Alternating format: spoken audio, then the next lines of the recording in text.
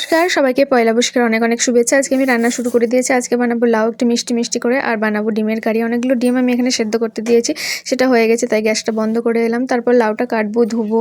এখনও পেঁয়াজ কাটা, ঘষা অনেক কিছু কাজ বাকি রয়েছে, যেমন টমেটো কাটা। মশলাটা আগে থেকে বাটা থাকে আমার, ফ্রিজের মধ্যে রেখে দিই।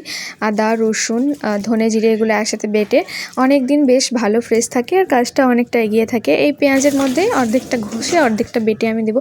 আমার হাজব্যান্ড হেল্প করে দেবে, ডিমটা ছাড়িয়ে দেবে যেরকম একটু ঠান্ডা হয়ে গেলে, তাই ওকে দিয়ে এলাম।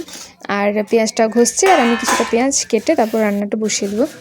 এটা ছিল মিষ্টি, কালকের মানে ছানা দিয়ে আমি বানিয়েছিলাম। তারপর ভাতটা হয়ে গেছে, তাই মাঠটা ঝরে নিলাম। টমেটোটাও কাটা হয়ে গেছে, পেঁয়াজটা আমি হালকা কেটে রেখেছি এখানে। তারপর একটু চিনি দিয়ে লাউটা আমি নামিয়ে নেব। মিষ্টি মিষ্টি না হলে ভালো লাগে না, তাই না? আর এখানের লাউটা ওই গোল লাউ না, এটা একটু লম্বা লাউ, যেটাকে লকি বলে। আর ডিমগুলো আমি এখন হলুদ মাখিয়ে নেবো। হলুদটা মাখিয়ে নিলে কালারটা বেশ ভালো হয়। আজকে পয়লা বৈশাখ, সবাই নতুন জামা পরবে। আমি আগের দিনই পরে ফেলি, তার কারণ আমি অত ধৈর্য ধরে রাখতে পারি না। আমার প্রচণ্ড নতুন জামা জিনিসপত্র দেখলে মানে কখন পরবো এরকম মনে হয়। আর আমার রান্না হয়ে গেছে, এই যে গরম গরম ভাত আর লাউয়ের তরকারির ওপর দিয়ে ধনেপাতা ছড়িয়ে দিচ্ছি, আর এই যে ডিমের কারি আর কয়েকটা পাঁপড় ভাজা হয়ে গেছে।